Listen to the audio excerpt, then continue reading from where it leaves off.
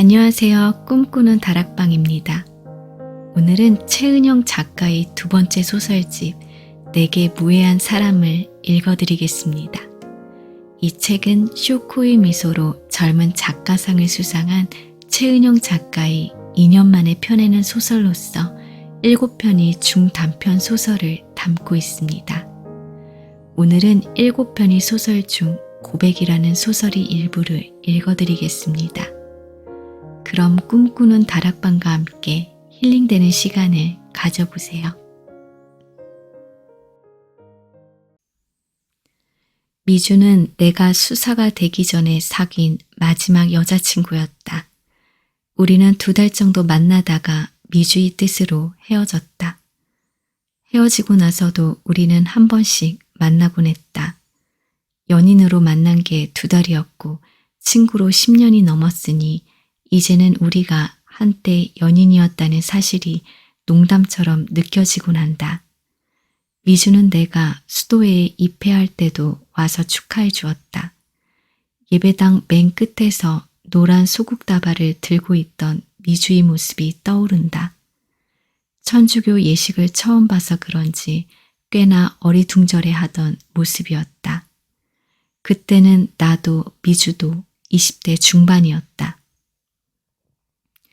우리는 학과가 같았지만 학부제 때문에 서로를 몰랐었다.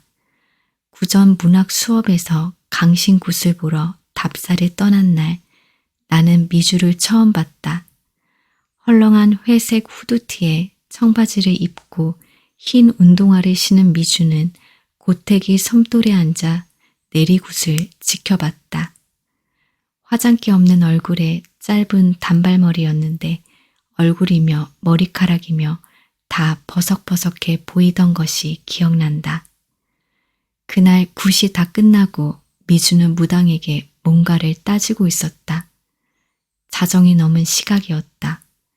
무당은 나이가 지긋한 박수였는데 무언가 미주의 심기를 건드린 말을 한 것처럼 보였다. 미주는 담당 교수와 동네 주민들, 같은 수업을 듣는 학생들이 다 보는 앞에서 무당에게 뭐라 소리를 질렀다. 교수는 무당과 주민들에게 고개 숙여 사과했다. 내가 왜 그랬는지 지금도 모르겠지만 나는 밖으로 뛰어나가는 미주를 따라 나섰다. 저기요. 내가 부르는데도 미주는 돌아보지 않고 걸어갔다. 차 끊겼어요. 어쩌려고 그래요? 미주는 그제야 고개를 돌리고 말했다. 나도 몰라요. 그 모습이 너무 대책 없어 보여서 나는 입을 벌리고 그녀를 바라봤다. 우리는 버스터미널 벤치에 앉아서 자다 깨다 하며 첫 차가 오기를 기다렸다. 같이 첫 차를 타고 서울로 올라가는 길에 나는 나도 모르게 미주의 어깨에 머리를 얹고 침을 흘리며 잤다. 우리는 그때의 이야기를 하면서 아직도 웃고 난다. 우리는 이제 34살이고 여전히 1년에 한두 번 정도 만나서 같이 밥을 먹고 차를 마신다. 나 살 많이 쪘지? 미주는 그런 말로 얘기를 시작한다. 아니라고 말하면서도 나는 미주를 만날 때마다 놀라곤 한다. 미주는 볼 때마다 몸이 조금씩 불어나 있었다. 건강하게 살이 찌는 게 아니라 어딘가 아픈 것처럼 부은 모습이었다. 나의 고향에서는 그런 살을 벌살이라 했다. 벌살이 붙은 얼굴에 다정한 눈빛만은 여전했는데 그 여전함이 마음을 쓰리게 했다. 미주는 30살 무렵에 신춘문예에 시가 당선돼 등단했고 작년에는 시집도 냈다. 시를 잘 이해할 수는 없었지만 시집을 읽고 수도원 주변을 한참 걸었던 기억이 난다. 나는 미주의 시집에서 내가 처음 봤던 미주, 멍한 얼굴로 굿을 구경하고는 무당에게 소리 지르던 미주의 모습을 떠올려냈다. 미주와는 웃긴 추억인 양 이야기했지만 사실 그때 나는 그런 미주를 멀리서 보며 마음이 아팠었고 그 이유를 알 수 없어 당혹했었다. 미주의 시를 읽으면서 나는 꼭 그때의 기분을 느꼈다. 미주는 자기 시를 어떻게 읽느냐고 묻지 않았고 나도 별다른 말을 하지 않았다. 그리고 얼마 전 나는 종신 서원을 했다. 종은아, 응? 너희 하나님은 살인자도 용서하시니? 진심으로 회개한다면 용서하시지. 회개? 한자가 뭐니? 대답하려는데 미주가 다시 말을 이었다. 자살한 사람은 어떠니? 너희 하나님은 자살한 사람도 혼내고 벌을 주고 그러시니? 미주는 가만히 테이블을 바라봤다. 미주가 내게 이런 이야기를 한 건 처음이었고 나는 좀처럼 입을 열 수 없었다. 됐어. 내가 괜히 무거운 소리를 했네. 근데 종은아, 거기까지 말하고 미주는 입을 다문 채로 카페 영수증을 조각조각 찢었다. 모른 척하고 넘어가긴 했지만 미주는 그전에도 몇 번 내게 어떤 말을 하려다 만 적이 있었다. 미주야, 나는 미주를 가만히 바라봤다. 미주가 지갑에서 무언가를 꺼냈다. 작은 스티커 한 장이었다. 교복을 입은 아이들 셋이 짓궂은 표정으로 웃고 있었다. 미주는 가운데에서 V자를 그리고 있는 아이를 손끝으로 짚었다. 이게 나야. 그러고는 양옆의 아이들을 가리켰다. 얘는 준하고 얘는 진이야. 우린 늘 셋이었거든. 미주는 그렇게 말하고 스티커 사진을 내 앞으로 밀었다. 창밖으로는 가느다란 가을비가 내리고 있었다. 미주와 준하, 진이는 고등학교 1학년 때 같은 반에서 만났다. 셋 다 같은 중학교 출신이었지만 중학교 때는 얼굴만 아는 사이였다.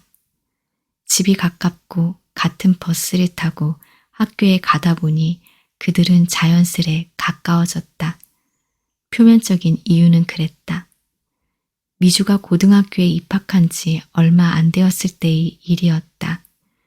미주는 등굣길에 학생 부장에게 머리를 맞아 바닥에 쓰러졌다. 귀걸이를 했다는 이유였다. 학생 부장이 미주의 깃불에 난 점을 귀걸이라고 생각한 것이었다. 미주는 놀라서 일어나지도 못하고 울었다.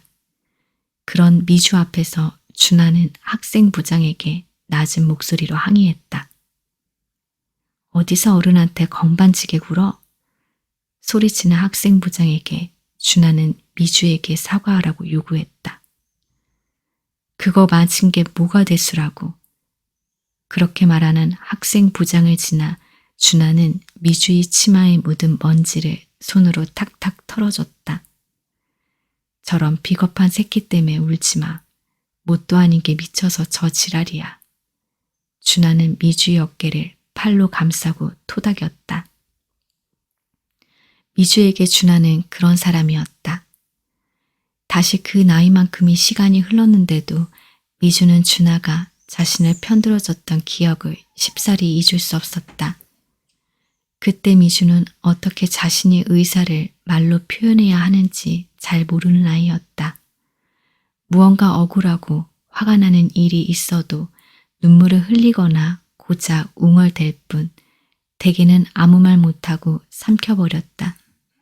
자기 생각을 주장할 줄 몰랐기에 무난한 아이로 보였지만 미주 자신은 뱉지 못한 자기 말에 갇힌 느낌을 받았다.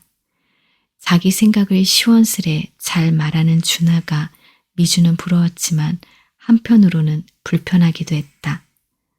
그리고 진이가 있었다. 진이를 생각하면 가느다랗고 긴 팔이 떠오른다고 미주는 말했다. 물속에서 걸어가는 사람처럼 휘적휘적 걷던 모습이며 늘 초등학생으로 오해받았던 어린 얼굴이 보인다고. 진이는 목소리가 작았지만 우스운 이야기를 잘했고 자지러지듯이 웃을 때는 작은 새처럼 보였다. 미주의 눈에 진이는 투명한 물속에 숨어있는 작은 담수 진주 같았다. 자신을 담은 물빛만큼만 반짝이고 완전한 구를 이루지는 못하지만 둥그렇고 부드러운 진주. 진이는 미주의 글을 처음 봐준 사람이기도 했다. 샤프 펜슬로 끼적인 미주의 노트를 가져다가 타이핑해준 사람이기도 했다. 이것도 읽어봐. 진이는 자기가 재미있게 읽은 책들을 미주에게 빌려주고 기다렸다가 책에 대한 감상을 나누기를 좋아했다. 언젠가 같이 양 기자의 소설에 대해 이야기할 때 자기가 좋아하는 문장을 손가락으로 훑어가며 읽던 진이. 진이는 소설 속 주변 인물들에게 관심이 많았다. 중요하지 않은 인물들의 입장에서 사건을 보는 걸 좋아했다. 주제와 핵심 체제를 파악하는 것이 독서의 전부인 줄 알았던 미주는 진이의 이야기를 들으며 소설을 읽을 때와는 다른 종류의 재미를 느꼈다. 미주 자신이 쓴 글을 보여주었을 때도 진이는 진이의 방식대로 이야기를 읽어냈다. 자기가 의도치 않았던 부분, 알지 못했던 부분이 진이의 시선을 통해 드러나는 순간이 미주는 신기했다. 준하가 언제나 미주의 편을 들어주는 든든한 존재였다면 진이는 다른 사람들은 알지 못하는 미주의 작은 모서리를 쓰다듬어주는 친구였다. 직설적이고 조금은 거칠게 행동하는 준하와 조용히 자기 안으로 침잠하기를 좋아하던 진이 사이에 미주가 있었다. 준하는 진이를 좋아했다. 그렇게 말하는 걸 좋아하면서도 진이가 말할 때는 입을 다물고 진이의 이야기를 들어줬고 진이 앞에서는 조심스럽게 행동했다. 야, 이 병신아. 준하가 미주에게 장난으로 한 말에 진이는 얼굴을 붉혔다. 병신이란 말 안 썼으면 좋겠다. 그런 식으로 남 비하하는 말 안 써도 되는 거잖아. 그렇게 말하는 진이 앞에서 부끄러워하던 준하의 얼굴을 미주는 기억한다. 좋게 말하자면 준하는 미주를 진이보다 더 편하게 대해줬고 나쁘게 말하자면 미주보다 진이를 더 소중하게 대했다. 준하는 장난으로라도 진이를 놀리거나 괴롭히지 않았고 진이의 말이라면 토를 달지 않았다. 셋이란 이런 거구나. 미주는 종종 자신이 준하와 진이의 특별한 관계에 딸린 부록인지도 모른다고 생각했다. 둘이 관계에는 미주가 개입할 수 없는 단단한 지점이 있었다. 그 마음을 이야기했을 때 진이는 자기야말로 그런 생각을 했다고 대답했다. 그렇잖아. 너희들은 허물이 없다고 해야 하나? 편해 보여. 내가 낄 수 없을 때가 있어. 아니지. 내가 깍두기지. 너희끼리 책 빌려 읽고 얘기하고 그러잖아. 그럴 때 난 할 말 없었어. 준하까지 이렇게 말했을 때 셋은 싱긋이 웃었다. 셋이라는 숫자 안에서 모두가 소외감을 느낄 수밖에 없었다는 사실이 이야기를 나누면서 조금은 가볍게 느껴져서였다. 정말이야. 난 너희들 다 똑같이 좋아해. 누굴 더 좋아하고 누굴 덜 좋아하고 그런 거 없어. 미주가 말했다. 그래? 난 너보다 진이가 더 좋은데? 준하는 그렇게 말하고는 심술궂게 웃었다. 준하의 그런 장난은 언제나 미주의 마음을 시리게 했다. 장난이라는 포장을 벗기고 나면 아주 작고 희미한 것이더라도 자신을 향한 준하의 악의를 찾아낼 수 있었으니까.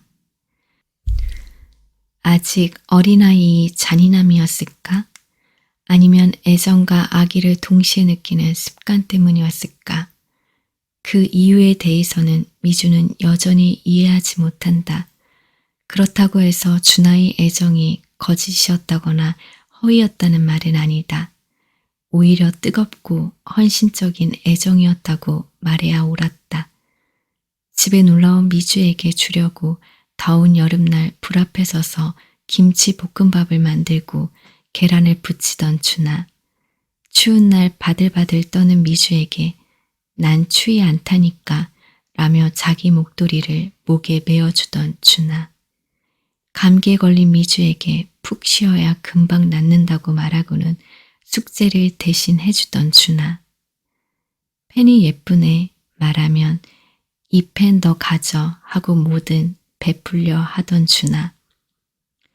자기 공부가 밀려 있으면서도 미주가 도움을 청하면 미주가 이해할 때까지 시간을 들여 하나하나 설명해 주던 준아. 그런 준아의 애정은 따뜻함 이상의 온도를 지니고 있었다. 준아네 집은 준아와 미주, 진이가 방과 후에 항상 모이는 장소였다. 학교가 끝나고 준아네 집에 가서 같이 잠을 자기도 했고 시험 기간에는 공부를 한다는 명목으로 모여서 끝도 없이 수다를 떨기도 했다. 방학 때는 아예 준아네 집에서 살다시피 하면서 준아 엄마의 고깃집에서 일을 돕고 밥을 얻어먹기도 했다. 준아네 화장실이 칫솔 거치대 한편에는 준아, 미주, 진이 칫솔이 나란히 걸려 있었다. 준아의 방에는 미주와 진이 잠옷과 문제집, 노트가 자연스레 섞여 있었다. 준아는 물리학과나 수학과에 진학하고 싶었다. 문제 풀다 보면 내가 없어지는 것 같아. 잡생각도 다 사라지고 몰입이 된다고 해야 하나? 재밌어. 준아는 빨리 고등학교를 졸업해 대학에 가길 원했다. 일어나고 싶을 때 일어나고 자고 싶을 때 자고 입고 싶은 옷을 입고 자유롭게 살아보고 싶다고 말했다. 문과를 택한 미주와 진이는 2학년 때도 같은 반이 되었고 준아 홀로 이과에 진학했다. 준아는 이과반에서 새로운 친구들을 사귀더니 그 애들과 어울려 노느라 쉬는 시간에 미주와 진이를 찾아오지 않는 때가 많았다. 걔네야 우리야 묻는 미주 앞에서 준아는 깔깔대며 말했다. 걔넨 그냥 친구지. 그럼 우린 뭔데? 나도 몰라. 너흰 그냥이 아니야. 그냥 친구는 아니잖아, 우리가. 준아는 괜히 시선을 다른 곳으로 두고 말했다. 준아 말이 맞아. 진이가 대답했다. 그냥 친구가 필요해서 만나는 게 아니잖아. 우린 서로 정말 좋아하는 사이잖아. 그렇게 말하는 진이를 준아는 꼭 껴안았다. 너도 그렇다니 좋다. 준아가 답했다. 나도 그래. 미주는 둘에게 들리지 않을 작은 목소리로 말했다. 셋은 학교 벚꽃나무 밑에서 같이 사진을 찍었다. 봄소풍을 갔다 돌아오는 길에 명동에 들르기도 했다. 중간고사가 끝나고는 동대문에 가서 청바지와 티셔츠를 사기도 했고 학교 강당 지붕에 나란히 누워 있기도 했다. 교환 일기장도 만들었는데 회전이 빠른 날이면 하루에 3사람이 전부 일기를 쓰기도 했다. 주말에는 상업지구에 가서 우동을 사 먹고 돈이 생기면 오락실이나 노래방에 가서 놀고 당시 유행하던 스티커 사진을 찍었다. 형광, 노랑, 빨강, 파랑이 가발을 쓰고 그 모습이 우스워 깔깔대면서 실컷 놀고도 헤어지기 싫어서 결국 준아네 집에 가서 텔레비전을 보고 준아가 해주는 밥을 먹고 같이 잤다. 단둘이 같은 반이 되면서 미주는 진이에 대해 더 많이 알아갈 수 있었다. 미주가 보기에 진이는 굉장히 예민한 사람이었는데 겉으로는 오히려 둔감해 보였다. 자기 감정만큼이나 타인이 감정에도 예민해서 그런 것 같았다. 나 예민한 사람이니까 너희가 조심해야 돼 라는 식이 아니라 내 마음이 편하다면 내가 불편해져도 상관없다는 식으로 자신이 예민함을 숨기려고 했다. 대수롭지 않은 척 상대의 얘기를 들으면서도 얼굴이 붉어지고 입술을 물어뜯던 진이의 얼굴을 미주는 기억한다. 진이가 책상에 엎드려 자고 있을 때, 운동장을 가로질러 걸어갈 때, 볼펜을 이리저리 돌릴 때 미주는 자신이 진이를 안다고 생각했다.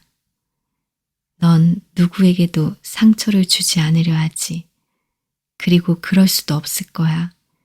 진이와 함께할 때면 미주의 마음에는 그런 식의 안도가 천천히 퍼져나갔다.